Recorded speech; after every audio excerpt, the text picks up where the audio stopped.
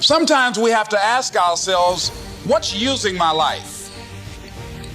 Heard a guy give a lecture one time that says, we are today what we were when. And he was talking about the fact that we, to a great extent, behave, think, react because of some previous experience that we've had.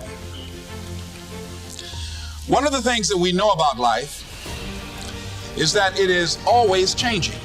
Sometimes you're up, sometimes you're down. Sometimes things go real well, and sometimes they don't.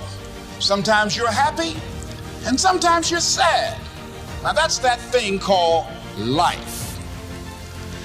And when we begin to understand and know that, accepting that reality that we will never ever have things just on an even keel all the time, that you're going to have some ups and you're going to have some downs.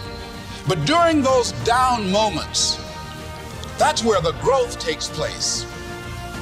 That's where the work is. Anybody can feel good when they have their health, their bills are paid, they have happy relationships, business is successful.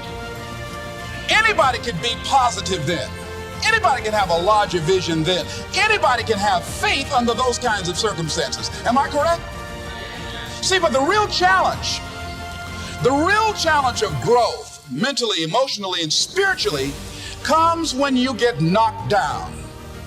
Somebody said that adversity introduces a man to himself or a woman. How you handle it, that's where the growth takes place. When I was facing some challenges, I had a guy say something to me, and I suggest this is one of the first things that you want to do when you're facing a challenge. You want to get unstuck. Evaluate where you are. Look at it. Assess yourself.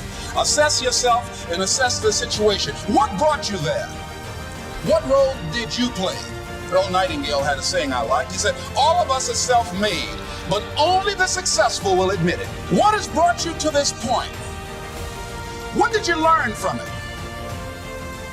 Are you learning anything, or are you doing it over and over and over again? Somebody said that insanity is doing the same thing in the same way, expecting a different outcome. Are you going through it, or are you growing through it? Are you bigger and better because of it? Because it's not going to leave you until you grow through it. I was going through a major challenge in my life that was wearing me out, that was using me. Well, you see, your mind is when you go into a service station to get gas, you don't go in there and just start pumping. When you push the lever up, it clears the previous bill. By the same token, if you want to begin to move, you got to clear your mind of all the unnecessary luggage and baggage that's weighing us down. I couldn't move, I couldn't think about what am I going to do to get out of this situation, because I was so concerned about what happened and what he did to me and how bad it was. I was so stuck in that I couldn't even focus on what I should have done. Feeling sorry for myself and angry, none of that was taking me anywhere. So pretty soon I learned through effort, made a conscious, deliberate, determined effort. I had to let it go. I had to forgive it. Let it go and begin to focus on developing myself. And I say to you, you're going to have people to do things to you. Things are going to happen to you. And the most important thing to do is to harness your will and let it go.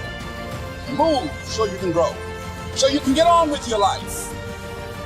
It doesn't matter about what happens to you. What matters is, what are you going to do about it?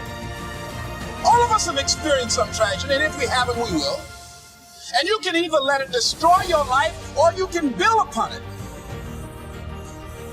You can permit it to let it hold you down, or you can decide, I'm not going to let that happen to me.